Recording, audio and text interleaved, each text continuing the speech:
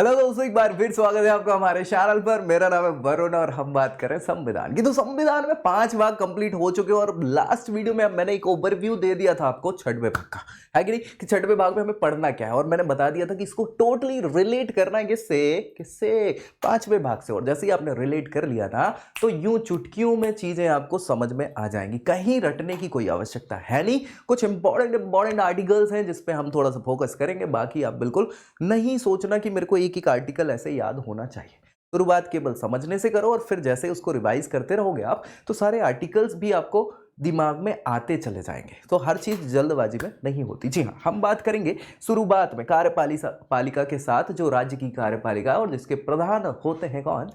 जी हाँ, राज्यपाल महोदय होते हैं। और राज्यपाल से हम स्टार्ट करने वाले हैं। जैसे राष्ट्रपति महोदय केंद्र में हेड होते हैं, वैसे ही राज्यों के प्रमुख कौन है? राज्यपाल महोदय। तो इनकी हम डिस्कशन करने वाले हैं। आपको करना क्या है कि थोड़ा सा लेंदी हो सकता है video, lengthy in the sense कि हम पूरी चीज़ें एक ही वीडियो में डिटेल में डिस्कस कर लेंगे, ताकि आपको अलग अलग वीडियोज़ में ना देखना पड़े। सो इसको लास्ट तक आप देखना है, ताकि पूरे के पूरे डाउट्स आपके राज्यपाल महोदय से रिलेटेड क्लियर हो जाए। उसके बावजूद अगर कुछ बचता है तो ज़रूर कमेंट करिए, उसको रिजॉल्व किया जाएगा बेझिझक होके। और चैनल सब्सक्राइब करना है ताकि आपकी पूरी तैयारी यही इसी चैनल पर हो जाए। तो भैया, राज्यपाल महोदय की हम बात करें तो राज्यपाल जो है ये स्टार्ट होंगे आपकी, क्यों इनकी जरूरत पड़ी, वहीं से हम स्टार्ट करते हैं। जैसे हमने राष्ट्रपति महोदय में बात करी थी कि भाई ये जो सिस्टम लेके आए थे हम, ये अमेरिका का सिस्टम हुआ करता था, क्योंकि अध्यक्षीय प्रणाली वहां पे चल रही थी, है ना। तो अध्यक्ष लाना था हमको, तो हमने राष्ट्रपति उपराष्ट्रपति का पद अमेरिका से ले लिया। अब राज्यपाल भी तो प्रमुख ही है, एक प्रकार से हेड ही है राज्यों का, है कि नहीं। हाँ, तो हमें वो भी तो देख रेख चाहिए। अब यार, केंद्र सरकार तो डायरेक्टली क्या करती है कि अपना काम कर रही है, लेकिन राज्यों में अगर उसने पकड़ बना के नहीं रखी तो समस्या हो सकती है ना। जी हाँ, हमने शक्तियों का विभाजन तो किया हुआ है कि केंद्र की अलग शक्ति, राज्यों की अलग शक्ति, अपने हिसाब से हस्तक्षेप नहीं करना है इन चीजों में। लेकिन अगर हमें जानकारी ही नहीं रही तो कल को स्थिति बिगड़ गई तो कैसे उसको यूनिटरी फॉर्म में कर पाएंगे। तो इसीलिए एक प्रमुख होता है जो राज्यों का प्रमुख है, जिसको कौन नियुक्त करेगा? केंद्र से उसकी नियुक्ति की जाती है। कनाडा से हमने ये प्रावधान लिया हुआ है। तो चलिए स्टार्ट करें संविधान के 6वें भाग, जिसको राज्य बोल रहा है, अनुच्छेद 153 से 167 तक। ये पूरे के पूरे आर्टिकल्स जो हैं ये कार्यपालिका से संबंधित है। किससे संबंधित है? एग्जीक्यूटरी से संबंधित है। कौन सी एग्जीक्यूटरी? State executory. राज्य की कार्यपालिका से संबंधित है 153 से 167 तक के आर्टिकल। राज्य की कार्यपालिका में कौन कौन शामिल है, मैंने पिछली वीडियो में बता दिया था। एक तो सबसे बड़े व्यक्ति विशेष जो है हेड, राज्यपाल महोदय, मुख्यमंत्री महोदय, मंत्री परिषद उनकी, और राज्य के महाधिवक्ता, है ना, एडवोकेट जनरल महोदय। तो ये 4 ही लोग हैं, या 4 चीजें हैं जिन पे हमें डिस्कस करना है। और वो सब कहाँ है? 153 से 167 में बताई हुई है। राज्यपाल राज्य का कार्यकारी प्रमुख होता है। जैसे राष्ट्रपति महोदय केंद्र के या राष्ट्र के प्रमुख होते हैं, वैसे ही राज्यों के प्रमुख कौन हो जाएंगे? राज्यपाल महोदय हो जाते हैं। याद रखिएगा, बहुत बड़ी पोस्ट होती है। राज्यपाल केंद्र सरकार के प्रतिनिधि के रूप में कार्य करते हैं, क्योंकि इनका भाई देख रेख तो करना है। जैसा मैंने बताया कि अगर हमें पता ही नहीं चला कि राज्यों में चल क्या रहा है तो कल को बड़ी समस्या हो सकती है। भारत का जो एक रूप है, अखंडता है, वो छिन्न भिन्न हो सकती है। इसीलिए पूरी जानकारी होनी चाहिए केंद्र सरकार को राज्यों के बारे में। तो जो प्रमुख है वो केंद्र के द्वारा ही नियुक्त किया जाता है, ताकि वो केंद्र तक बातें पहुंचा सके, चीजें क्या हो, बनी रहे, तारतम्य बना रहे। ठीक है भाई। तो यहां पे केंद्र सरकार के प्रतिनिधि के रूप में राज्यपाल महोदय नियुक्त किए जाते हैं। कैसी क्या इनकी संवैधानिक पृष्ठभूमि है राज्यपाल महोदय की? तो भैया, हर राज्य के लिए क्या होगा? एक राज्यपाल होगा। हर राज्य में एक राज्यपाल होगा। कई बार कुछ ऐसी स्थितियां आ जाती हैं कि भाई कोई मान लीजिए एक्सपायर हो गए, मृत्यु हो गई किसी राज्यपाल की, तो अब क्या करें? तो देखो, जैसे कोई भी देश बिना राजा के नहीं चलता, वैसे राज्य भी तो राजा के बिना नहीं चलेगा। तो राज्य का राजा तो राज्यपाल है, तो उनकी भी जरूरत है कि वो होना चाहिए। तो ऐसी कंडीशन में एक और क्लॉज जोड़ा गया है कि एक ही राज्यपाल महोदय को 2 या 2 से ज्यादा राज्यों का कार्यभार भी सौंपा जा सकता है। ठीक है। तो भैया, हर राज्य के लिए एक राज्यपाल होता है, लेकिन 7वां संविधान संशोधन अधिनियम जो 1956 में हुआ, उसमें क्या किया था? 7वें भाग को अलग कर दिया था, क्योंकि राज्यों का पुनर्गठन किया गया था, तो उसके लिए अलग से व्यवस्थाएं करी गई थी। तो इसकी धारा के अनुसार एक ही व्यक्ति मतलब बात चल रही है यहां राज्यपाल से रिलेटेड कि एक ही राज्यपाल महोदय को 2 या अधिक राज्यों का राज्यपाल भी नियुक्त किया जा सकता है, कोई दिक्कत नहीं है। ठीक है, क्यों? क्योंकि हो सकता है कि कई बार अनअवेलेबिलिटी हो जाए, कुछ ऐसी इमरजेंसी बन जाए, तो ये अधिकार भी है कि भाई एक ही महोदय 2 राज्यों को या 2 से अधिक राज्यों को देख सकते हैं। कोई दिक्कत? बहुत सिंपल सी चीजें, कहीं वो नहीं है। यहां पे आर्टिकल 153 बताता है राज्यपाल महोदय के बारे में। ये कई बार पूछ लिया जाता है कि राज्यपाल कौन से आर्टिकल में है, तो आपको पता हो कि 153 में राज्यपाल के बारे में बताया हुआ है, राज्यों के प्रमुख होते हैं ये। तो आर्टिकल 153 जैसे 52 में क्या था, कौन था? ओनली 52 में राष्ट्रपति महोदय थे। यहाँ पे 153 में कौन हो जाएंगे? राज्यपाल महोदय हो जाएंगे। तो यहाँ लिखा है वही सेम चीज जो हम डिस्कस कर चुके हैं कि प्रत्येक राज्यों के लिए एक राज्यपाल होगा, लेकिन एक ही व्यक्ति 2 या अधिक राज्यों के लिए राज्यपाल भी नियुक्त किए जा सकते हैं। ये आर्टिकल 153 में बताया है। 154 जैसे आर्टिकल 53 में बताया था कि राष्ट्रपति की शक्ति बताई थी कि वो भैया क्या होंगे? कार्यपालिका के प्रमुख होंगे। तो वैसे यहाँ पे कार्यपालिका की शक्ति 154 में राज्यपाल की बताई है कि राज्यों की कार्यपालिका की शक्ति राज्यपाल में निहित होगी। हेड कौन होगा? राज्यों का राज्यपाल महोदय होंगे, और वह इसका प्रयोग क्या करेंगे? संविधान के अनुसार स्वयं या अपने अधीनस्थ अधिकारियों के द्वारा करेंगे। जो बताया है, जैसे मंत्रिपरिषद बनाई जाएगी केंद्र में, वैसे राज्यों में भी इसीलिए है कि खुद से कर सकते हैं या फिर जो अधिकारी हैं, अधीनस्थ अधिकारी, उनकी सहायता से इसका कर सकते हैं कार्यपालिका शक्ति का प्रयोग।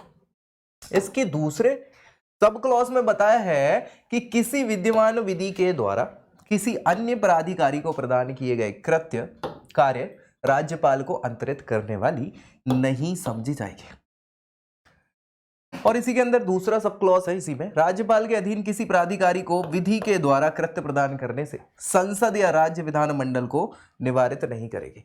मतलब कहने की बात है कि किसी का अधिकार छीना नहीं जाएगा, कुल मिला के इधर का उधर, उधर का इधर नहीं करा जाएगा। संसद अगर बना रही है अधिकार तो वो अलग चीज है। आर्टिकल 155 कैसे राज्यपाल महोदय की नियुक्ति होगी? तो कौन नियुक्त करेगा राज्यपाल महोदय को? राष्ट्रपति महोदय के लिए तो चुनाव की प्रक्रिया थी, इनके लिए चुनाव की प्रक्रिया नहीं है, इनको मनोनीत किया जाता है, नियुक्त किया जाता है। ठीक है, सो राज्य के राज्यपाल महोदय को राष्ट्रपति महोदय ही क्या करेंगे? अपने हस्ताक्षर और मुद्रा सहित अधिपत्र के द्वारा नियुक्त करेंगे। कोई इलेक्शन नहीं होता, याद रखिए, राज्यपाल महोदय के लिए सीधा नियुक्त किया जाता है किसके द्वारा? राष्ट्रपति महोदय के द्वारा। और तभी तो वो केंद्र का क्या करेंगे? प्रतिनिधित्व करेंगे राज्यों में, है कि नहीं? जी हाँ। चलिए 156 राज्यपाल की पदावधि कितनी होगी, कितने साल होगी? जैसे राष्ट्रपति महोदय 5 वर्षों के लिए चुने जाते हैं, तो राज्यपाल महोदय की क्या होगी अवधि, कब तक के लिए चुने जाएंगे? तो 156 आर्टिकल कहता है कि राज्यपाल राष्ट्रपति महोदय के प्रसाद के अनुसार प्रसाद पर्यंत ही पद धारण कर सकते हैं। एक सेकंड सॉरी। तो भैया प्रसाद पर्यंत ही वे पद धारण करेंगे कौन? राज्यपाल महोदय। राज्यपाल राष्ट्रपति को क्या कर सकते हैं? त्याग पत्र दे सकते हैं, संबोधित करके अपने हस्ताक्षर सहित लेख के द्वारा अपना त्याग पत्र दे सकते हैं। तो वो राष्ट्रपति को ही त्याग पत्र देंगे, क्योंकि वही नियुक्त कर रहे हैं, तो वही त्याग पत्र उनको ही देंगे। साथ ही साथ इस अनुच्छेद के पहले यानी पूर्वगामी उपबंधों में ऐसा लिखा है कि राज्यपाल अपने पद ग्रहण की तारीख से 5 वर्ष की अवधि तक पद धारण कर सकते हैं। ठीक है, और राज्यपाल अपने पद की अवधि समाप्त हो जाने के बाद भी तब तक पद पे रहेंगे, पद धारण करते रहेंगे, जब तक उनका कोई उत्तराधिकारी ये पद ग्रहण नहीं कर लेगा। देखो सेम टू सेम बात है, राष्ट्रपति महोदय 5 साल तक कार्यकाल होता है। अगर मान लीजिए चुनाव में देरी हो गई या कुछ हो गया, 5 साल का कार्यकाल होगा, तो भी वो बने रहेंगे अपने पद पर जब तक कोई दूसरा उनके पद को ग्रहण करने का उत्तराधिकारी ना बन जाए। तो वैसे ही राज्यों के राज्यपाल के लिए भी सेम चीज बताई हुई है। ठीक है, तो ऐसा कोई वो तो है नहीं कि भाई रटने लायक चीज हो। यहाँ पे आर्टिकल 157 ये बता रहे हैं क्वालिफिकेशन, किसको राज्यपाल बनाया जा सकता है। तो कोई भी व्यक्ति राज्यपाल नियुक्त होने का पात्र तभी होगा जब वह क्या हो? भारत का नागरिक हो, ये तो सबके लिए जरूरी है, और 35 वर्ष की आयु पूर्ण कर चुके हो। 35 वर्ष की आयु पूरी कर ली। देखो यार, राष्ट्रपति के लिए भी सबसे पहली क्वालिफिकेशन भारत का नागरिक है और 35 साल की आयु पूर्ण कर ली हो, ये उनके लिए क्वालिफिकेशन है। तो ये भी उसी पद पे है, ये राज्यों के प्रमुख है ना। तो लगभग सेम ही पद है, बस वो वरीयता में वो ऊपर है क्योंकि वो पूरे केंद्र के हैं।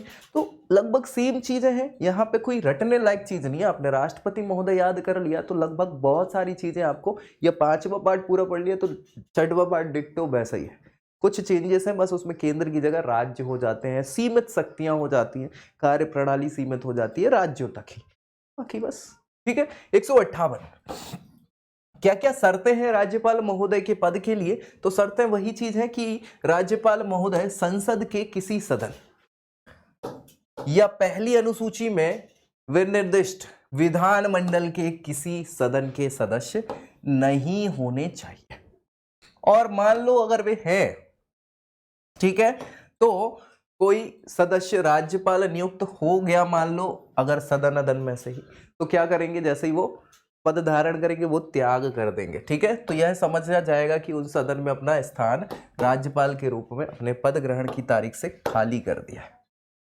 अगर मान लीजिए कोई वरिष्ठ जो नेता हैं या वरिष्ठ सांसद महोदय हैं, उनको ऐसी अपॉर्चुनिटी मिली है कि वो किसी राज्य की क्या बन जाए, राज्यपाल उनको बनाया जा रहा है, तो वो क्या करेंगे, राज्यपाल बनते ही या बनने से पहले ही उस पद को रिक्त कर देंगे कि भैया ये सांसद वाली सीट अब खाली कर रहे हैं, हम राज्यपाल बन रहे हैं। क्योंकि हर व्यक्ति बढ़ना चाहता है और बड़ा पद है, ऑब्वियस सी बात है, राज्यपाल अपने आप में बड़ा पद है, किससे, सांसद या मंत्री से।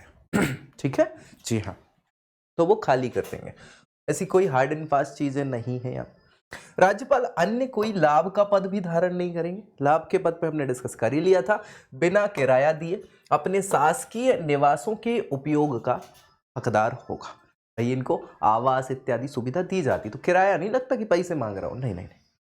जैसी उपलब्धियां, भत्ते, विशेष अधिकार, जो भी सारी चीजें संसद डिसाइड कर दे वो उनको मिलेगा। ठीक है, जो भी सारी चीजें हैं दूसरी अनुसूची में वेतन भत्ते इत्यादि बताए हुए हैं, तो वो सारी की सारी चीजें इनको मिल जाती हैं।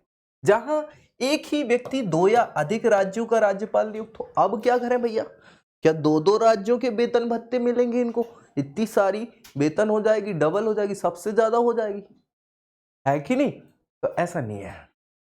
अब लिखा वही है कि राज्यपाल महोदय को जो भी उपलब्धियां दी जाती हैं, भत्ते दी जाते हैं, उनमें अगर 2 राज्य हो गए तो 50-50, 80-20, 30-70 इस टाइप के अनुपात में विभाजित किया जाता है उसको।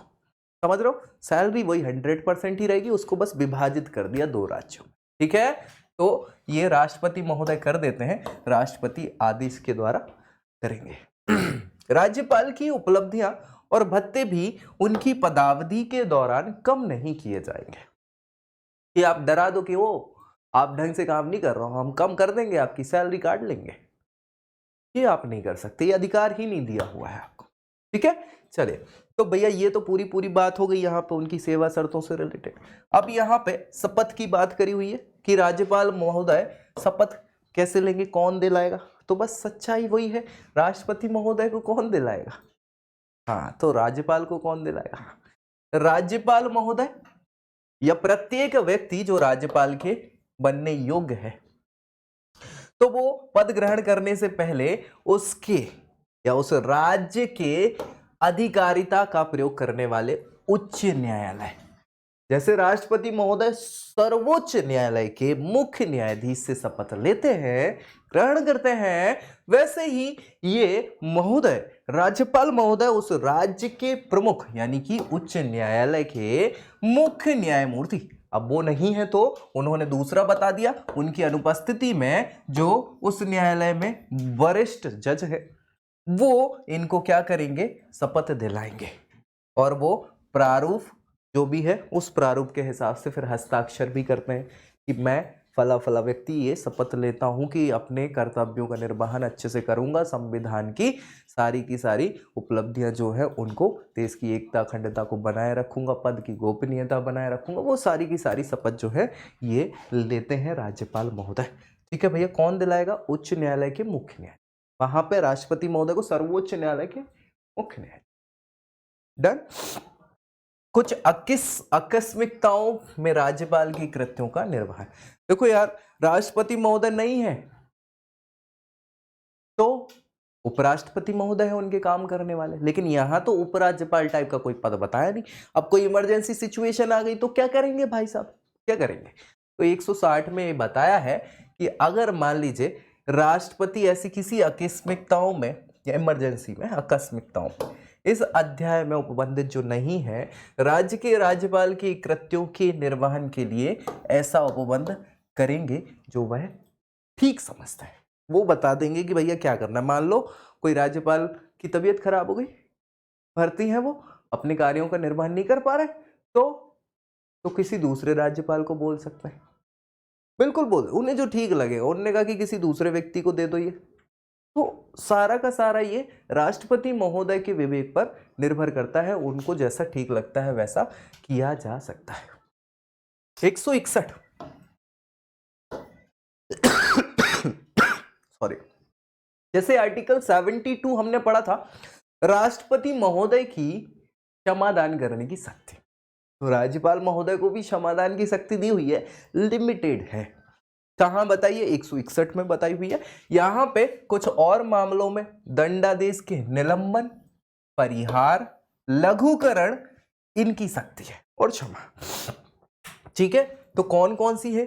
किसी राज्य के राज्यपाल को उस विषय संबंधी जिस विषय पर उस राज्य की कार्यपालिका क्या करे, शक्ति का विस्तार है। किसी विधि के विरुद्ध किसी अपराध के लिए जो भी दोषी ठहराए गए किसी व्यक्ति के दंड को क्या कर सकते हैं? क्षमा कर सकते हैं, उसका प्रविलंबन कर सकते हैं, विलंब से उस दोष को सजा दे सकते हैं। मतलब कहने का मतलब यह है कि मान लो कल से कोई सजा मिल रही है तो उसको कुछ समय के लिए टाल सकते हैं कि भैया कुछ समय बाद रोक सकते हैं, विराम लगा सकते हैं।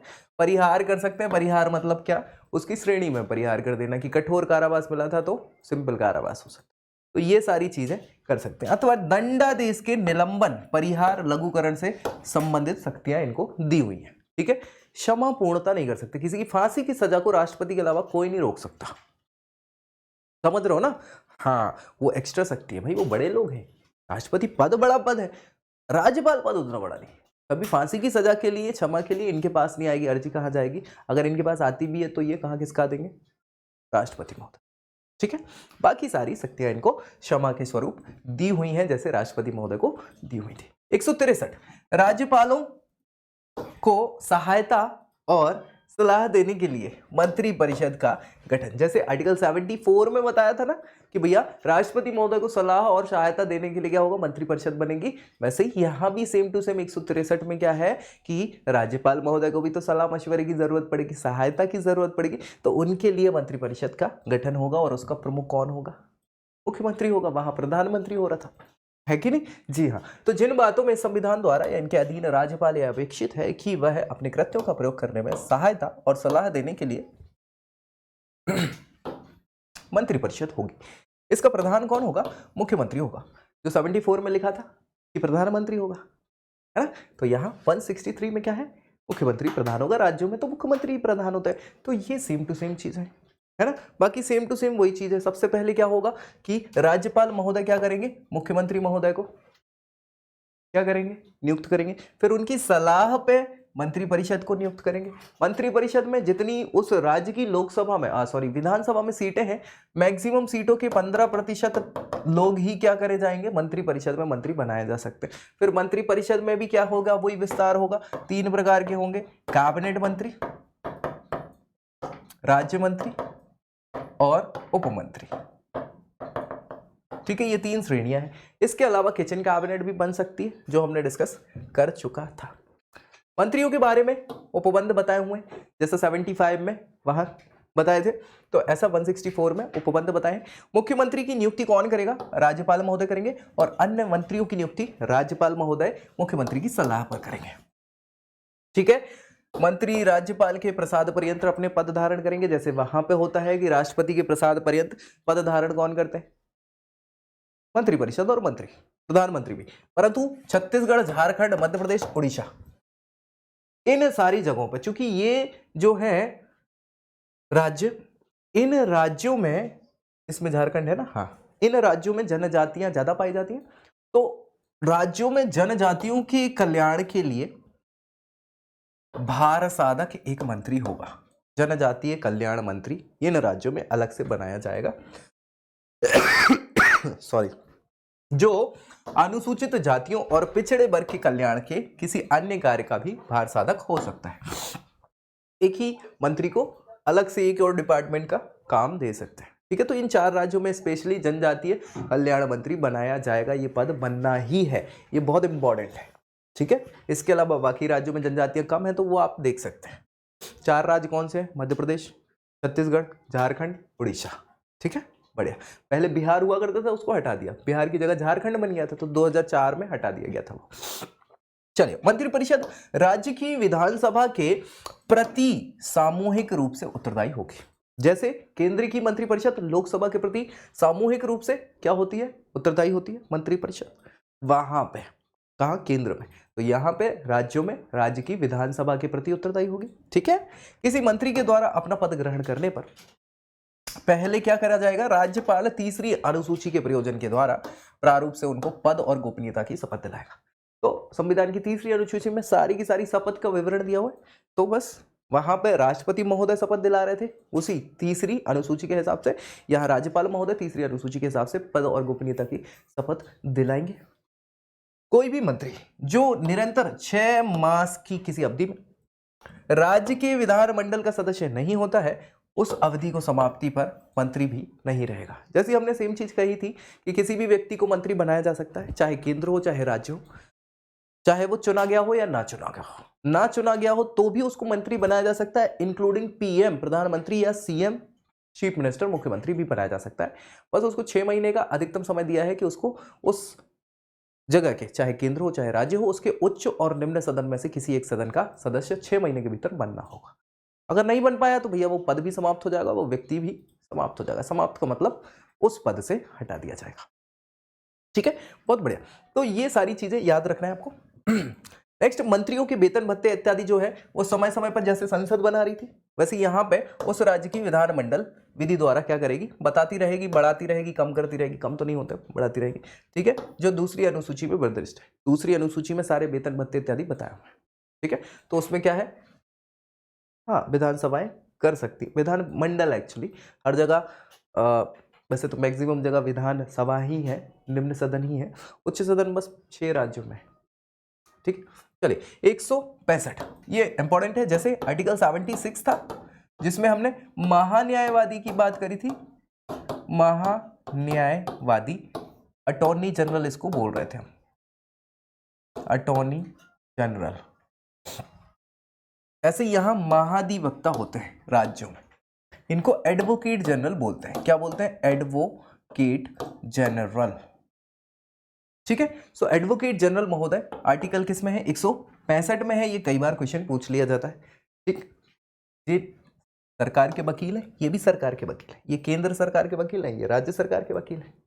ठीक है, सो सेम टू सेम पूरे काम हो जाते हैं सारी चीजें। अब देखो, प्रत्येक राज्य में राज्यपाल क्या करेंगे? जैसे वहां राष्ट्रपति महोदय कर रहे थे, यहाँ राज्यपाल महोदय। उच्च न्यायालय के न्यायाधीश नियुक्त होने वाले, है ना, जिनकी योग्यताएं हों कि भैया वो उच्च न्यायालय के न्यायाधीश बनाए जा सके। अभी हम पढ़ेंगे उच्च न्यायालय में क्या योग्यताएं होनी चाहिए बनने के लिए। तो वो अगर ऐसी योग्यताओं वाला कोई व्यक्ति है तो उसमें से किसी व्यक्ति को राज्य का महाधिवक्ता नियुक्त किया जा सकेगा, करेगा। कौन करेगा? राज्यपाल महोदय करेंगे। जैसे वहां महान्यायवादी भी प्रसाद पर्यंत रहते हैं राष्ट्रपति के, ऐसे यहाँ पे ये महोदय भी क्या होंगे? प्रसाद पर्यंत रहेंगे राज्यपाल महोदय। महाधिवक्ता का काम क्या होगा कि वह उस राज्य की सरकार को विधि से संबंधित कानून की सारी विषयों पर सलाह दे और विधिक स्वरूप के ऐसे अन्य कर्तव्यों का पालन करें जो राज्यपाल महोदय समय समय पर उनको निर्देशित करते रहे। कृत्यों का निर्वहन करते समय संविधान अथवा तत्समय प्रबंधित किसी अन्य विधि के द्वारा अधीन प्रदान किए गए हों, क्या जो भी कार्य इनको दिए गए हों वो सारे के सारे काम करेंगे, ये राज्यपाल महोदय ने दिए हों। वैसे तो काम है सलाह मशवरा देना विधि से संबंधित। केस वगैरह अगर मान लीजिए कोई सरकार पे कर देता है तो वो यहाँ पर ऑफिशियल वकील कौन है सरकार का? यही महोदय होते हैं राज्य सरकारों के, केंद्र सरकारों के अटॉर्नी जनरल होते हैं। महाधिवक्ता राज्यपाल के प्रसाद पर्यंत ही अपना पद धारण करते हैं और जो भी वेतन वगैरह है वो उनको मिलेगा कब? जितना राज्यपाल महोदय बता दे, बात कर ले। सेम टू सेम चीज है, वहां राष्ट्रपति महोदय का है, यहाँ राज्यपाल महोदय का है। रटना पड़ेगा क्या? मुझे नहीं लगता कि रटना पड़ेगा यार, बहुत ही सिंपल चीज है, कहीं से रटने लायक चीजें है ही नहीं, बस कंपेयर कर देना है आपको, ठीक है।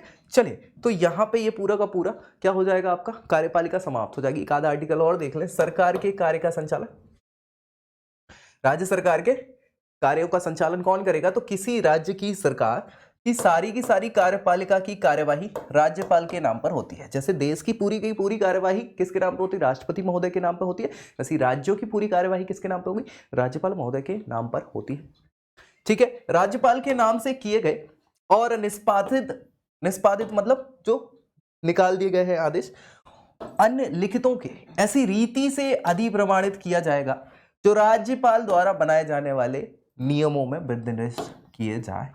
और इस प्रकार के अधिप्रमाणित आदेश या लिखित आदेशों की विधि मान्यता इस आधार पर प्रश्नगत नहीं की जाएगी कि वह राज्यपाल के द्वारा किया गया या निष्पादित आदेश या लिखित नहीं।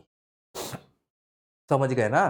कैसे आप कह दो कि यार ये आदेश निकाला राज्यपाल महोदय ने, उसको ना मानो, नहीं, ऐसा नहीं होगा, उस प्रश्न नहीं किया जा सकता। भाई राज्यपाल बना है वो व्यक्ति और राज्यपाल महोदय का अधिकार है, उनको ये पूरा का पूरा अधिकार दिया हुआ है कि काम जो होगा वो इनके नाम से ही होगा, इनके साइन के बगैर कोई कानून नहीं बनेगा राज्यों में। तो ये बहुत बड़ी शक्ति होती है, अपने आप में बहुत बड़ा पद होता है राज्यपाल महोदय का, जो राज्यों से संबंधित है। समझ पा रहे हैं? हाँ, तो बस इतनी सी चीजें हैं जिसमें हमें यहाँ पे डिस्कस करना है, कुछ और छोट-पुट चीजें हैं जिसपे हम डिस्कस करेंगे। राज्यपाल महोदय सरकार का कार्य अधिक सुविधापूर्वक किए जाने के लिए और जहां जहां तक ऐसा कार्य नहीं किया जा रहा है जिसके विषय में संविधान के द्वारा या इसके अधीन राज्यपाल से अपेक्षित है कि वह अपने विवेक के अनुसार कार्य कर सकता है, मंत्रियों के उक्त कार्य के आवंटन के लिए नियम भी बना सकता है।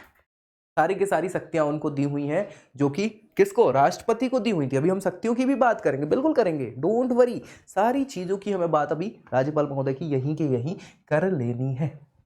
एक आर्टिकल और ये खत्म करें, फिर अपन सारी चीज। 167 राज्यपाल को जानकारी देने आदि के संबंध में मुख्यमंत्री महोदय के कर्तव्य।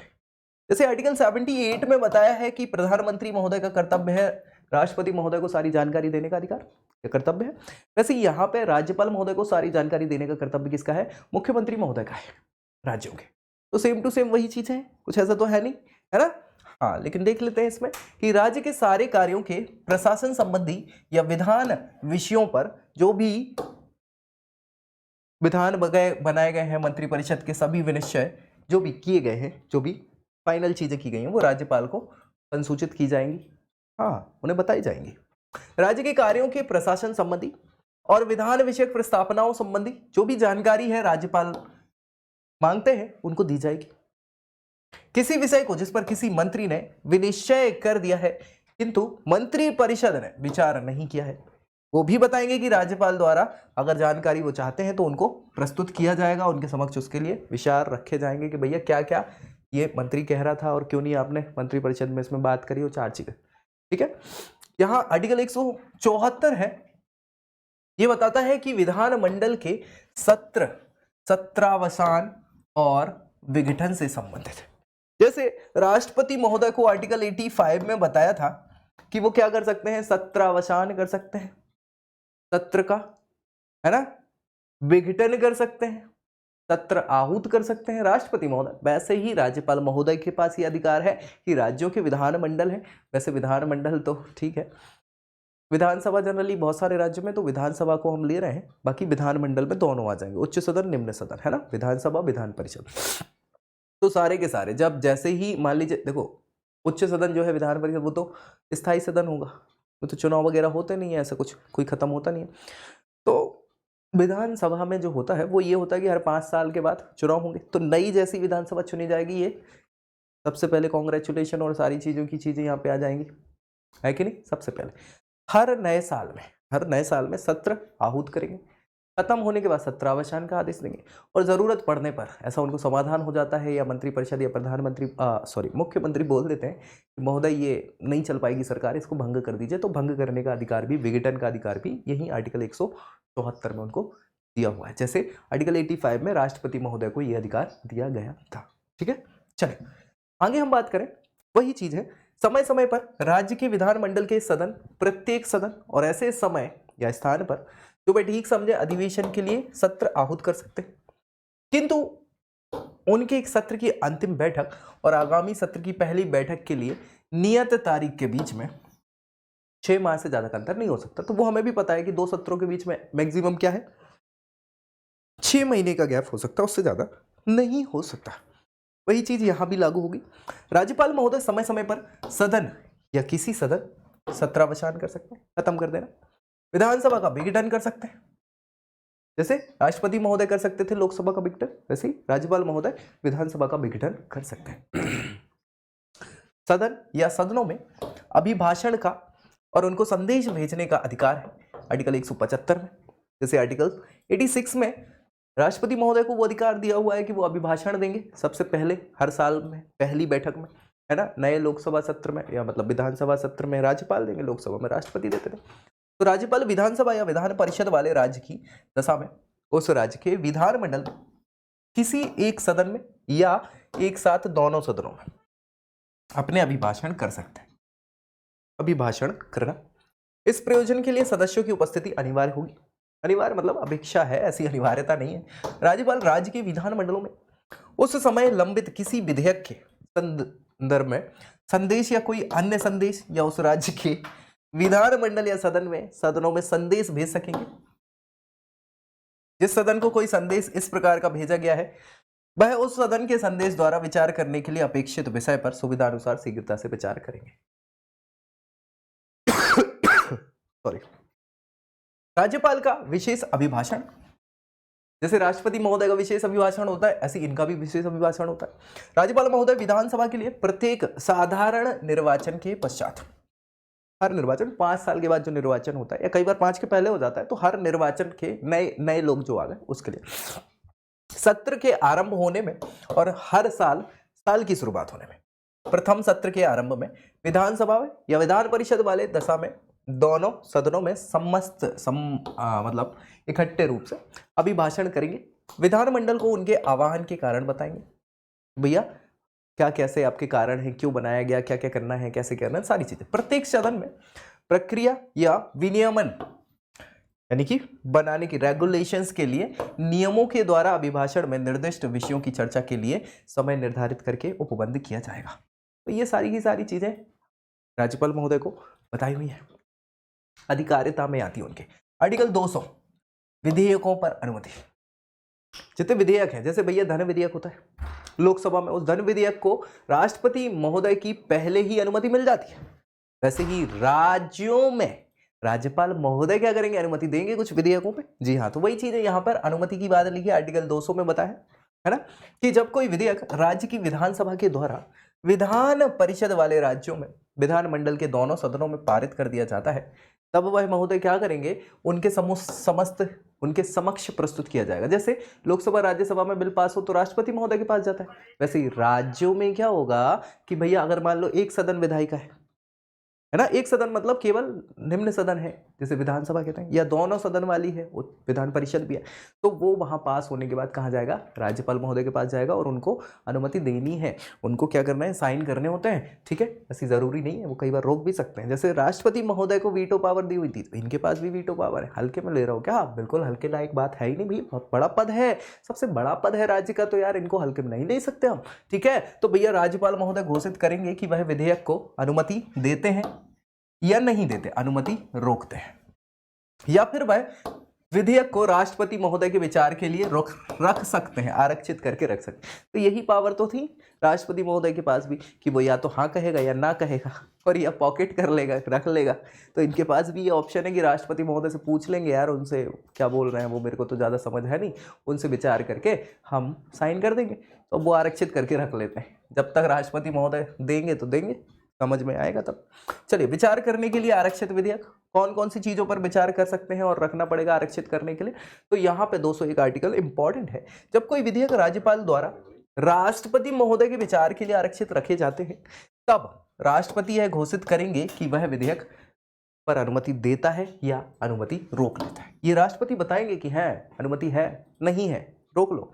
लेकिन जहां विधेयक धन विधेयक है वहां तो क्या है, धन विधेयक नहीं है, वहां राष्ट्रपति राज्यपाल को यह निर्देश दे सकते हैं कि वह विधेयक को यथाशक्ति राज्य के विधानमंडल के सदन में लौटा दे, वापस कर दे।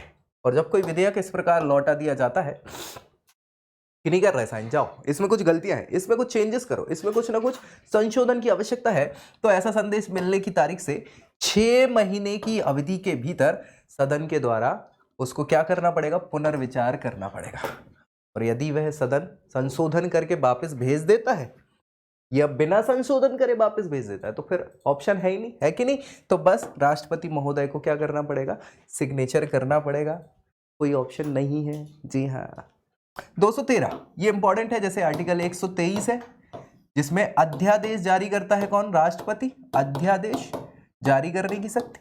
वैसे ही 213 है जिसमें राज्यपाल महोदय को अध्यादेश जारी करने की शक्ति दी है विधानमंडल के विश्रांति काल में, यानी कि जब सत्र नहीं लग रहे हो, अध्यादेश को प्रख्यापित करने का राज्यपाल को अधिकार है, उनको शक्ति दी हुई। कौन सा है, आर्टिकल 213। ये पूछ लिया जाता है कई बार, आर्टिकल 213 क्या है। तो जैसे राष्ट्रपति महोदय क्या करते हैं, जब संसद के सत्र ना चल रहे हों और इमरजेंसी सिचुएशन आ जाए, कोई कानून बनाना पड़े, तो कानून बनाने की शक्ति तो संसद को दी हुई है कि नहीं। तो यहाँ राष्ट्रपति महोदय अपने सिग्नेचर करके पहले ही आधा आदेश पारित कर देते, इसलिए अध्यादेश हो गया, है ना। और जैसे ही सदन लगेगा, संसद लगेगी, तो उसको पारित करवा दिया जाएगा। अगर हो गया पारित तो अच्छी बात है, नहीं हुआ तो खत्म हो जाएगा, फिर संसद देख लेगी, अब वो तो लगी गई है ना, तो वो कानून बना लेगी। तो इमरजेंसी सिचुएशन में कानून बनाने का ये अधिकार होता है राष्ट्रपति महोदय का, जो आर्टिकल 123 में है, और यहाँ पे राज्यपाल महोदय का आर्टिकल 213 में है। कोई दिक्कत, बहुत बढ़िया। चलिए ये हमने डिस्कस कर लिया था। नेक्स्ट है 217, उच्च न्यायालय के न्यायाधीशों की नियुक्ति और उनके पद की शर्तें। भैया उच्च न्यायालय के न्यायाधीशों को नियुक्त कौन करेगा, कौन करेगा, राज्यपाल महोदय ही तो करते हैं। हाँ, जैसे सर्वोच्च न्यायालय के मुख्य न्यायाधीश और अन्य न्यायाधीश, सारे न्यायाधीशों की नियुक्ति कौन करेगा, राष्ट्रपति महोदय करते हैं। तो यहाँ पे कौन करेंगे, उच्च न्यायालय में राज्यपाल महोदय करेंगे। उच्च न्यायालय के न्यायाधीशों की नियुक्ति राष्ट्रपति द्वारा भारत के मुख्य न्यायाधीश और राज्य के राज्यपाल के परामर्श से की जाएगी। ठीक है, कोई दिक्कत परेशानी, बिल्कुल इन्वॉल्वमेंट रहता है राज्य के राज्यपालों का, बिना उनके तो काम हो ही नहीं सकता, है ना। राज्यपाल महोदय किससे चर्चा करेंगे, हाई कोर्ट के जजों से चर्चा करेंगे, वरिष्ठ जजों की, भैया ये व्यक्ति ठीक है कि नहीं, क्या है। तो उनसे चर्चा करने के बाद राज्यपाल से पूछेंगे कौन, राष्ट्रपति महोदय। फिर राष्ट्रपति महोदय चीफ जस्टिस ऑफ इंडिया से, सुप्रीम कोर्ट के, उनसे चर्चा करेंगे और फिर फाइनली उनको क्या कर लिया जाएगा, नियुक्त कर लिया जाएगा। तो अपने आप में बहुत बड़ी पावर होती है। आपसे कोई पूछ रहा है इस चीज को लेके, समझ रहा है। जी हाँ, चलिए ये 233 है जिसपे हमने बात करी थी जिला और अधीनस्थ न्यायालय जिनको कहा जाता है। मैंने बताया था पिछले वीडियो में कि इसी में सर्वोच्च न्यायालय तो केंद्र में आ जाता है, लेकिन राज्यों में एक तो हेड कोर्ट जो है वो उच्च न्यायालय है, और जिलों में भी तो है, तो जिला न्यायालय उनको कहा जाता है। जिला न्यायालयों में भी तो न्यायाधीश को नियुक्त करना है, वो आर्टिकल 233 में बताया। तो कौन नियुक्त करेगा, किसी राज्य में जिला न्यायाधीश नियुक्त होने वाले व्यक्ति की नियुक्ति और जिला न्यायाधीश की पद स्थापना, उनका प्रमोशन, प्रोन्नति उस राज्य के राज्यपाल महोदय करेंगे। ठीक है, अधिकारिता का प्रयोग करने वाले उच्च न्यायालय से परामर्श के बाद करेंगे। समझ पा रहे हैं कि नहीं समझ पा रहे हैं भाई साहब। आप हाई कोर्ट से परामर्श करोगे, जैसे हाई कोर्ट के जज को नियुक्त करने के लिए सुप्रीम कोर्ट के जज से परामर्श कर रहे हैं, तो वैसे ही अधीनस्थ न्यायालय या जिला न्यायालयों के न्यायाधीश नियुक्त करने के लिए आपको हाई कोर्ट के जजेस से परामर्श तो करना पड़ेगा, लेकिन शक्ति किसके पास है, राज्यपाल महोदय, वही नियुक्त करेंगे। ठीक है, चलिए वह व्यक्ति जो संघ की यानी भारत की राज्य की सेवा इनमें पहले से ही नहीं है, जिसे न्यायाधीश नियुक्त होने के लिए जरूरी है, उसकी पात्रता क्या होगी, तो तभी पात्र होगा वह कम से कम 7 वर्षों तक, क्या है, 7 सालों तक एडवोकेट रहा हो, अधिवक्ता रहा हो, या फिर प्लीडर रहा हो, है ना। प्लीडर हमने डिस्कस किया था, नहीं किया तो हाँ, लॉ से संबंधित सारी जानकारी के लिए हाँ एक चैनल है बिल्कुल लॉ लीगल खबरी, उसमें आपको सारी की सारी लॉ से रिलेटेड सारी जानकारी मिलने वाली है। तो प्लीडर क्या है ये वहां आप देख सकते हैं। ठीक है, चलिए, और उसकी नियुक्ति करने के लिए उच्च न्यायालय की सिफारिश कर देते हैं। तो भैया जिला न्यायालय के लिए पूरी शक्ति किसके पास है, राज्यपाल महोदय के लिए। डन। चलिए 234 ये आर्टिकल जो है ये न्यायिक सेवा में जिला न्यायाधीशों से अलग व्यक्तियों की भी भर्ती कर सकते हैं। ठीक है, और भी तो बहुत सारे लोग लगते हैं न्यायिक सेवा में। जी हाँ, तो जिला न्यायाधीशों से भिन्न व्यक्तियों में किसी राज्य की न्यायिक सेवाओं में नियुक्त उस व्यक्ति को राज्यपाल के द्वारा जो राज्य लोक सेवा आयोग और ऐसे संबंधित अधिकारिता का प्रयोग करके उच्च न्यायालय से फिर सलाह मशवरा करने के बाद राज्यपाल नियम कानून बनाएगा और या जो नियम कानून पहले से बने उसके अनुसार भर्ती कर सकते हैं। ठीक है, तो ये आर्टिकल में इनकी शक्ति दी हुई है। अब भैया फिलहाल में वर्तमान में भारत राज्य में 28 राज्य हैं और राज्यों में ही राज्यपाल होते हैं कि नहीं होते? हाँ भैया, तो कौन कौन से राज्य में कौन राज्यपाल है, ये क्वेश्चन कई बार पूछ लिया जाता है। अब पता कर लेते हैं अपन। तो सबसे पहले अरुणाचल प्रदेश की बात करें। अरुणाचल प्रदेश के राज्यपाल महोदय हैं बीडी मिश्रा जी, जो ब्रिगेडियर भी हैं, ब्रिगेडियर बीडी मिश्रा साहब। असम के राज्यपाल हैं जगदीप मुखी जी। आंध्र प्रदेश के विश्वभूषण हरिचंदन। इसके बाद उत्तर प्रदेश की बात करें तो आनंदीबेन पटेल साहब, ये पहले मुख्यमंत्री राज्यपाल मध्य प्रदेश की भी रही हैं। उत्तराखंड गुरमीत सिंह। उड़ीसा के राज्यपाल हैं प्रोफेसर गणेश लाल। कर्नाटका में थावरचंद गहलोत साहब। केरल में आरिफ मोहम्मद खान साहब। ये मोहम्मद खान साहब के साथ थोड़ा सा केरल में अभी समस्याएं चल रही हैं, उनको अभी जो भी चर्चाएं चल रही थी वहाँ की विधानसभा से लेके, तो इनको भी चांसलर के पद से हटाने के लिए प्रस्ताव पारित किया गया था वहाँ की विधानसभा के द्वारा। ठीक है जी हाँ। गुजरात के आचार्य देवव्रत। गोवा के PS श्रीधरन पिल्लई साहब। छत्तीसगढ़ अनुसुईया उइके जी, बहुत इंपॉर्टेंट है।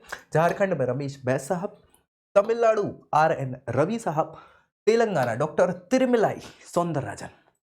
त्रिपुरा सत्यदेव नारायण आर्य साहब और नागालैंड में प्रोफेसर जगदीश मुखी साहब। भैया पंजाब में बनवारी लाल पुरोहित जी। पश्चिम बंगाल डॉक्टर CV आनंद बोस, ये अब भी चेंज हुए हैं। ठीक है, जगदीप धनखड़ साहब को बनाया गया था क्या उपराष्ट्रपति महोदय? हाँ चलिए। बिहार फागू चौहान साहब। मणिपुर इला गणेशन। मध्य प्रदेश मंगूभाई छगन भाई पटेल साहब, ये भी मध्य प्रदेश के राज्यपाल महोदय हैं। भगत सिंह कोश्यारी महाराष्ट्र के राज्यपाल महोदय हैं। मिजोरम में हरिबाबू कंभमपति साहब और सत्यपाल मलिक साहब मेघालय के हैं। ये मलिक साहब पहले जम्मू कश्मीर में भी राज्यपाल रह चुके हैं। भारत के आगे बात करें तो राजस्थान में कलराज मिश्र साहब, ये पिछले साल ही मेरे ख्याल से अपॉइंट किए गए थे वहां पे। सिक्किम गंगा प्रसाद साहब। हरियाणा बंडारू दत्तात्रेय साहब और हिमाचल प्रदेश राजेंद्र विश्वनाथ अरलेकर साहब। तो ये सभी के सभी राज्यों के राज्यपाल महोदय हैं। याद रखिए ये चेंज होते रहते हैं, ऐसा नहीं है कि यही रहेंगे। इनका कार्यकाल समाप्त हो जाए, कई बार चेंज हो जाते हैं, जैसे कभी बीमारी वगैरह हो गई, कुछ ऐसी चीज़ें हो गई, कई त्याग पत्र दे देते हैं, तो चेंज होते रहते हैं। तो याद रखिएगा अभी फिलहाल के हैं ये, चेंज हो जाए तो अपडेट ज़रूर कर लीजिएगा। बस इसके अलावा केंद्र शासित प्रदेश, तो केंद्र शासित प्रदेश में कॉन्सेप्ट क्या है, वहाँ राज्यपाल नहीं होते, वहाँ पे प्रशासक होते हैं। कौन होते हैं? प्रशासक। कुछ कुछ केंद्र शासित प्रदेश बड़े हैं तो भैया वहाँ पे उपराज्यपाल का पद भी रखा हुआ है, राज्यपाल नहीं है, उपराज्यपाल। तो उपराज्यपाल और प्रशासक केंद्र शासित प्रदेश यूनियन टेरिटरीज में होते हैं। कौन कौन है ये और देख लेते हैं। जैसे जम्मू और कश्मीर, ये पहले राज्य हुआ करता था लेकिन अब इसको यूनियन टेरिटरी बना दिया, केंद्र शासित प्रदेश। तो यहाँ पर उपराज्यपाल है जो अभी है मनोज सिन्हा साहब। लद्दाख, यहाँ भी उपराज्यपाल महोदय है राधाकृष्ण माथुर साहब। ये दोनों पहले जम्मू एंड कश्मीर कहलाते थे, जिनको अलग करके 2 यूनियन टेरिटरी बना दी गई है। अंडमान निकोबार द्वीप समूह आइलैंड जो है, यहाँ पर भी उपराज्यपाल महोदय है देवेंद्र कुमार जोशी साहब। हाँ, चंडीगढ़, चंडीगढ़ में प्रशासक होते हैं। ठीक है, तो प्रशासक अभी वहां के कौन है? बनवारी लाल पुरोहित जी। दादरा और नगर हवेली, इसके साथ ही एक और पुराना दमन एंड दीव, इन दोनों को एक कर दिया गया है, तो वहां भी प्रशासक है प्रफुल्ल पटेल साहब। दिल्ली, यहाँ पर उपराज्यपाल होते हैं जो कि विनय कुमार सक्सेना जी हैं। और उपराज्यपाल पुदुचेरी में डॉक्टर तिरुमलाई सुंदरराजन। ये इनको अतिरिक्त कार्यभार सौंपा गया है क्योंकि पुदुचेरी के जो उपराज्यपाल थे उन्होंने कुछ घटनाएं, ऐसी हरकतें करी, आपराधिक कृत्य करे हुए हैं जिनके कारण उन्हें हटा दिया गया है, उन पे भी बात चल रही है। लक्षद्वीप, लक्षद्वीप में प्रशासक हैं प्रफुल्ल खोदा पटेल साहब। और इसी के साथ ये अभी फिलहाल हमारी वर्तमान में 8 यूनियन टेरिटरी हैं। कितनी हैं? 8 यूनियन टेरिटरीज हैं। 28 राज्य हैं भारत में आज वर्तमान में, 28 राज्य और 8 केंद्र शासित प्रदेश। ठीक है, केंद्र शासित प्रदेश। तो इन सब के राज्यपाल और प्रशासक हमने देख लिए हैं और मुझे नहीं लगता अब इसमें राज्यपाल से संबंधित कोई चीज़ बची है। अगर फिर भी कोई डाउट आपको बचता है तो कमेंट ज़रूर करिए और भाई सारे के सारे कमेंट आपके खत्म किए जाएंगे, आपको सॉल्यूशन दिया जाएगा। ठीक है, मिलेंगे अगले वीडियो में। हमने राज्यपाल की बात कर ली, मंत्री परिषद और मुख्यमंत्री की बात करना है तो वो हम अगले वीडियो में करेंगे। तब तक के लिए जय हिंद।